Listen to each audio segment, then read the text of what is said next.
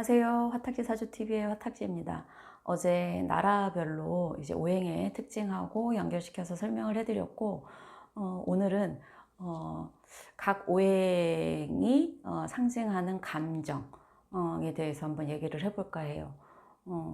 그 헐리우드 만화 중에 인사이드 아웃인가 하는 것 중에 그 감정 5가지, 뭐 슬픔이, 뭐 기쁨이, 뭐 이렇게 해가지고 5가지가 나오더라고요. 그걸 보고 오행에서의 어떤 감정의 그것과 비슷하게 딱 일치되는 건 아니지만, 네.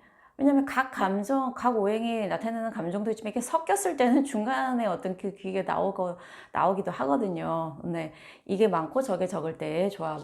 근데 이 오행이라는 거를 그냥 어떤 활자에서 뭐 나무다 불이다 이렇게 하는 것보다 이 오행이 가지는 여러 가지 측면, 제가 어제 나라의 특성하고도 연결시켜 드렸지만 감정적인 측면에서도 연결시킬 수 있고, 또 건강상에서의 어떤 그 맛하고, 장기하고도 연결시킬 수 있고 맛하고도 연결시킬 수 있거든요. 이걸 종합적으로 알다 보면 그냥 단편적으로 이 책을 통해서 공부하는 명리보다는 조금 더 이제 종합? 그렇게 입체적으로 이해를 하게 되지 않을까 해서 제가 시도를 하는 거고, 그 다음에 이제 우리 이런 경우에 있어요. 보통 이제 오행보다는 이제 그 십성이라는 게 사실은 들어갔을 때 이 그 어떤 체계를 잡는다고 그래야 될까요? 사람들이 인식하기에 십성이 더 어떤 근접하기가, 오행은 범위가 넓기 때문에 십성을 들어가시는데, 사실은 십성적으로만 해석하다 보면은 오행을 빼고 십성으로만 넘어가다 보면은 맞지 않는 경우가 많이 있어요. 같은 이제 식신상관이, 보통 이제 식신상관이 있으면 말이 많을 거라고 사람들이 생각을 해요. 식상이 없어도 화기운이 많으신 분들은 말이 많아요. 그리고 식신상관이 많아도 말이 없는 사람들 같은 경우, 좀 그거한 사람들은 이제 보통 금 같은 경우에 어떤, 네, 토나 금 뭐 이런 특징들이 있기 때문에 요거를 연결시킬게요. 제가 이 지지표, 자, 요게 이제 상승하는 기운이기 때문에 제가 여기다가 이제 목기운을, 네, 동쪽을 관장하고요. 자, 퍼지는, 네, 화의 기운 이제 남쪽을 관장합니다. 제가 이제 오행적으로 화가 위쪽에 있는 게 조금 더 자연스럽고 이렇기 때문에 지금 표시를 한 겁니다. 그리고 금에, 금은 이제 여름에 퍼지는 기운을 아래로 그거 하기 때문에 제가 이쪽에다가 서쪽 금을 했고요. 이제 수는 아래로 다 모아서 나중에 오늘 봄을 준비하기 때문에 수는 아래로 모이는 기운이기 때문에 이쪽에 북쪽으로 수를 이제 했어요. 자, 새로운 시작이잖아요. 일단 목기운은, 네, 뭐 감정이라고 했지만 일단은 희망적이기 때문에 화를 보고, 여름에는 화를 보고 가잖아요. 그래서 사실은 이 목기운이 그거 하는 그 감정은 그 이제 뭐 공자의 오상하고도 연결을 시켰는데, 목기운의 그 인자함이에요. 그러니까 우리가 인자함 하면은 왠지 나이 든 사람들의 어떤 할아버지 같은 그런 느낌을 생각하는데, 그만큼 여유가 좀 있어요. 마음이. 왜냐면 이제 시작하거든요. 이제 시작하는데 급할 게 뭐가 있겠어요. 그리고 화를 지향해서 가니까 좀 희망차고, 아이 같은 천진남도 있어요. 그래서 목기운이 있으신 분들은. 그런데 이 문제가 지금 모든 오행에서 지나칠 경우에는 반대의 기제가 나와요. 우리가 이제 다혈질이라는 거하고 욱하는 개념을 조금 구별을 하셔야 되는데, 다혈질은 사실은 화의 기운에 해당이 돼요. 근데 우리가 욱하고 치고 나오는 어떤 그거를, 욱 안 하는 사람 별로 없지만 욱하는 어떤 기운은 여기 목 기운에 해당이 돼요. 그러니까 적당하면 인자함인데, 이게 지나치면, 이 발끈하는 기운이 있죠. 발끈. 네, 그렇고 딱 뭐라 그러더라, 어떤 용어로? 발끈이 아니라 순간적인, 제가 갑자기 단어가 생각이 안 나는데, 참다가 그냥 욱이라고 할게요. 네. 욱하는 감정이 확 나올 수 있는 거는 목기운이에요. 이게 지나치면 그렇게 되는 거예요. 또는 뭐 금극목 했을 때도 나오지만 흔히들 목기운 하면은 이 욱하는 게 화 아니면 금 쪽이라고 생각하시는 분들이 계신데 기본적으로 이제 그 목기운이 인자함이고 이걸 참다 터지는 거죠. 그러니까 이게 너무 그 간극이 커서 오히려 더 그래 보일 수도 있겠다라는 생각이 들어요. 근데 느긋해요. 목기운들을 가진 사람들은 일단은 느긋해요. 이제 시작이거든요. 급할 게 뭐가 있어요. 네. 그래서 희망차고 천진하고 인자한데 이게 지나치면 한 번씩 욱할 수가 있다. 조심. 네. 그 다음에 화기운 같은 경우에는 일단은 퍼지죠. 사방으로. 네. 이게 없어요. 아래로 내려가는 개념이 없어요. 위로 올라가요. 그래서 기본적으로 이제 정열, 열정을 생각하고 사람의 가장 그거한 기운으로. 그러니까는 화가 부족하신 분들은 열정이 조금 없어요. 뭔가, 확 일어나서 해보자 하는, 그런 기운이 사실은 이 열정이고, 심장을 기운을 의미하기도 하는데, 사실은 화가, 그, 기쁨, 네. 그래서 화가 많은 사람이 조증이 있습니다. 조증. 조증 아시죠? 막 기쁜 거예요. 그래서 잘 웃어요. 화가 많으신 분들이. 그리고 화는 사실은 예의를 상징하기도 하기 때문에 화가 많으신 분들 예의 되게 바르십니다. 하지만 이 화도 너무 많으면 어떻게 되겠어요? 예, 우울증이 같이 와요. 우울증이 와요. 그러니까는 화만 있으신 분들은 별로 없고 이제 화랑 수랑 같이 있으면 진짜 극명한 어떤 조울증 현상이 오는 거죠. 왜냐면 언제까지 기쁠 수는 없잖아. 이게 끄을 치다 보면 훅 떨어지기 때문에 막 웃다가 갑자기 훅 이렇게 조증이 올 수 있는 게 화예요. 그래도 화가 있으신 분들이 긍정적이고 잘 웃으시고 사고를 그래서 화가 적절히 있으신 게 비관적이지 않으시고 좋은데 이게 지나치면 네 뭐든지 지나치는 게 문제가 사실은 될 수 있어요.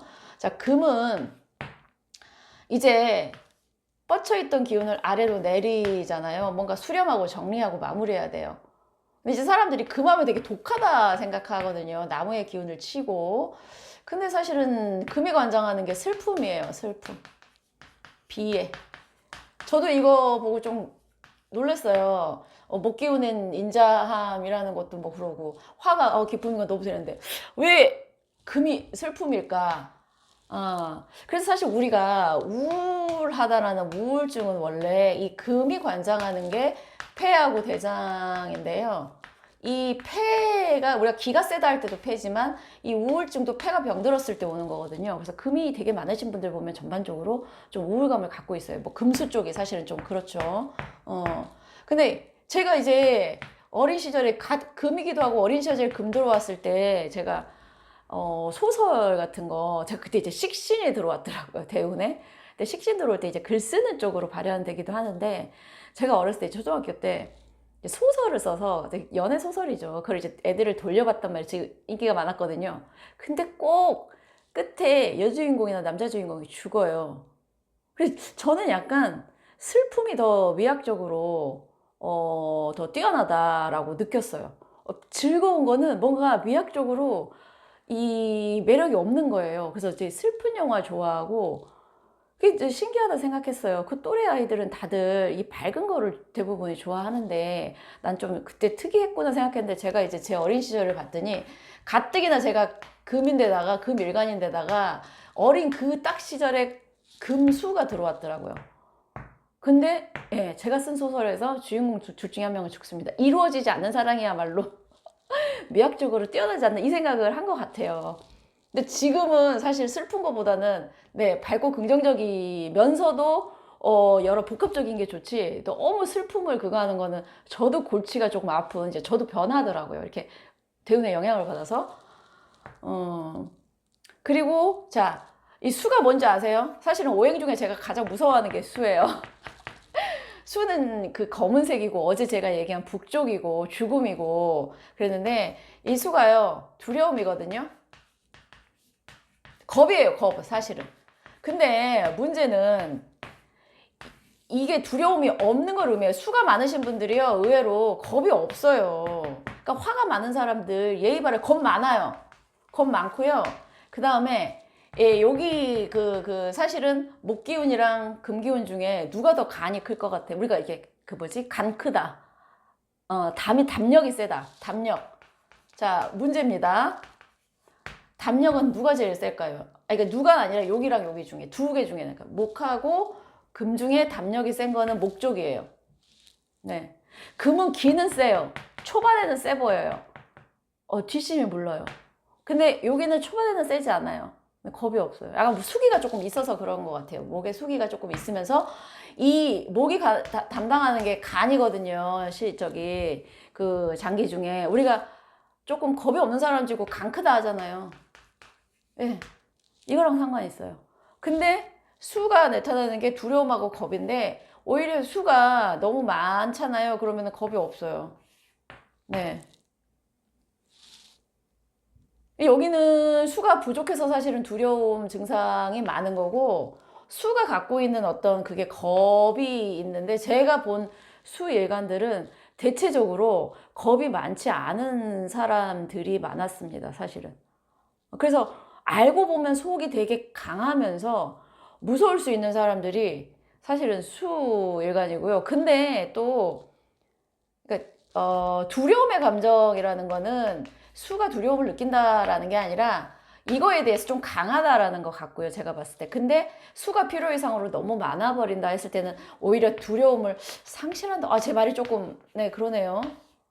왜냐면 화일관들이 겁이 많아요. 그러면 수기운이 부족해서 겁이 많은 건데 그러면은 여기는 겁이 없다라는 거 됐는데 어제 제가 얘기한 북쪽의 바이킹이나 그런 걸 봤을 때는 수들은 겁이 없다 이쪽으로 봐야 되겠네요. 네, 예, 예. 겁이 없다. 근데 수가 또 너무 많아 버린다. 그럼 겁이 또 많을 수도 있어요. 이 오행의 방향. 자, 정리하겠습니다. 수는 겁이 없는 겁니다. 용감한 겁니다. 네. 죽음을 앞두고 있는데 뭐가 무섭겠어요. 네. 근데 한참 젊잖아요, 화는. 그러니, 예, 두려운 거죠, 잃는 게. 오히려 화가 두려움이 없을 것 같지만, 네, 있고요. 그 다음에 금 강할 것 같지만 슬픔이 있고요. 목 약할 것 같지만, 네, 세요. 담력 커요. 그러니까 이걸 두루두루 갖고 있을 때 여기서 나오는 묘한 조합이 그 사람의 성격이에요. 사실은 그래서 뭐 정제, 물론 이제 음량이 다를 때에 정제로 가고 편제로 가고 해서 이 사람이 조금 크게 보는 스케일이냐 아니나 보는 스케일이냐지만 그 스케일 자체는 본인의 일간으로만 충분히 사실은 알 수 있어요. 양일간들은 조금 스케일이 크고 음일간들은 기본적으로 스케일이 좀 작습니다. 그 스케일도 스케일 나름이기는 하지만 네. 근데 십성으로만 그 사람의 성격을 하는 것보다 결국에는 음양오행을 깊이 파다 보면 그 안에서 성격적인 측면이 다 나온다는 거. 그러니까 목수가 강하다. 그럼 겁이 없고 간이 크고 뭔가 두려움이 없고 근데 화가 많은 사람 밝고 기쁘고 긍정적이고 그거 하지만은 한편으로는 겁도 되게 많고 두려움도 많고 금이 많은 사람 세 보이지만 알고 보면 속 안에는 조금 어떤 이 끝까지 밀어붙이는 담력은 조금 약하고 그렇지만 수하고 또 맞닿아 있어서 우울감 수를 갖고 계신 분들도요 되게 우울감이 심해요. 왜냐면 겨울이잖아요. 겨울에 어떤 희망이 있어요. 그래서 수가 있으신 분들은요 많으신 분들은 부정적인 생각 예. 부정적인 생각을 상당히 많이 하세요. 화들은 그래도 웬만하면 긍정적으로 보아요. 근데 수가 많으신 분들은, 조금 웬만하면 편인의 기질을 갖고 있어요. 수가. 그래서, 어떤 사주를 딱 보면 이분의 어떤 운대를 다 떠나서 그 오행인 자체만으로 이분이 갖고 있는 어떤 고민 자체가 딱 보이시는 분들이 있어요. 정말 말 그대로 금이 많아서 자기의 어떤 그거를 변화를 안 시키려고 하는 분 계시고 목이라서 무조건 세상에 대해서 긍정적이고 희망 그것만 보시는 분이고 화가 너무 많아서 사실은 끝맺음이나 어떤 이런 게 조금 부족하시는 분들이 보이고 수가 많으셔서 너무나 모든 거를 다 부정적인 시각으로 보시고 어떤 형태가 일정하지 않아서 정해진 게 없이 그때그때마다 어떤 뭐랄까 너무 다변한다는 느낌을 받는다고 제가 봤을 때는 화보다 수들이 더 그거 하는 것 같아요. 그러니까 수일간을 얘기하는 게 아니라요. 적절한 어떤, 수라는 게 담는 그릇에 따라서 모양이 변하잖아요. 화들은 어떤 일정한 본인들의 어떤 그게 있습니다. 패턴이. 근데 수는 정말 속을 잘 모르겠어요. 예, 겉으로 티도 안 나요. 어. 그래서 화가 너무 많으시다 그러신 분은 수의 어떤 특징적인 걸 조금 기르시고, 수가 많으신 분들은 화처럼 조금은 드러내는 연습을 하셔야 된다. 이거예요. 목이 많으신 분들은 마무리가 약하시고, 금이 강하신 분들은 시작이 약하세요. 새로운 어떤 시작. 그리고 시작뿐만 아니라 이 목이라는 거는 새로운 생명력이고 융통성을 의미하기도 해요. 그럴 수도 있지. 실수하면서 배우는 거지. 근데 금들은 너무 확실한 것을 원하기 때문에 목적지향적이에요. 여기는 과정을 중시한다고 보셔도 돼요. 그 과정을 즐기는 건데, 여기는 너무 목적지향적이기 때문에 과정보다는 빨리 결과를 내고 싶어요. 그래서 급하고 자기 목적 외에 다른 길로 가는 그게 재미없어요. 사실 금이 많으신 분들이요, 그렇게 버라이어티 하지 않아요. 차라리 목이 많으신 분들이 더 재밌어요.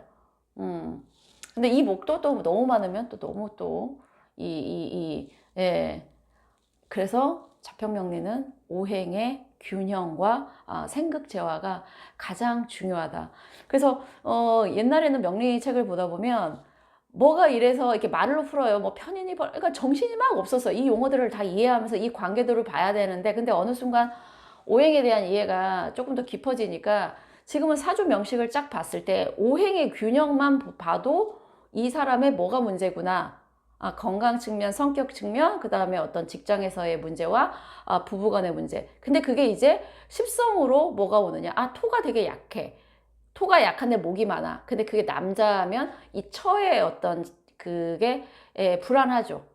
그러면 처는 상당히 남편으로부터 스트레스를 받고, 처 자리가 별로 그거하지 않기 때문에 처와의 어떤 좀 오래 관계가 지속하는 거는 조금은 힘들잖아요. 이렇게 보는 거예요. 또 여자 사주에 그 관이 너무 약하다 그러면 남편의 어떤 기운이 약하고, 이런 거를 사실은 이게 오행의 어떤 작용이거든요. 관이 약한데 재성이 관을 또 생해주면 괜찮지만, 관이 뭐 인성으로 빠진다든지 이렇게 되는 경우. 그러니까 근데 그것도 십성의 그거 중에 생을 더 잘해주는 목생화. 근데 물이 많은 나무는 목생화가 잘 안 돼요. 그렇지만 목생화 되는 것보다 금생수 되는 게 더 힘들어요. 똑같이 생을 해주지만 목생화가 더 잘 되고 금생수는 사실 힘든데, 이것도 물이 잔뜩 먹은 나무는 잘 타지 않죠. 이런 관계를 이해하시는 게 사실 명리 단편적으로 외우시고 하시는 것보다 저는 훨씬 더 폭넓은 공부가 되시고 더 쉬우실 거라고 생각을 합니다. 네. 네네네네네. 네. 오행에 따른 성격 측면. 네. 오늘은 네, 여기까지 하겠습니다. 감사합니다.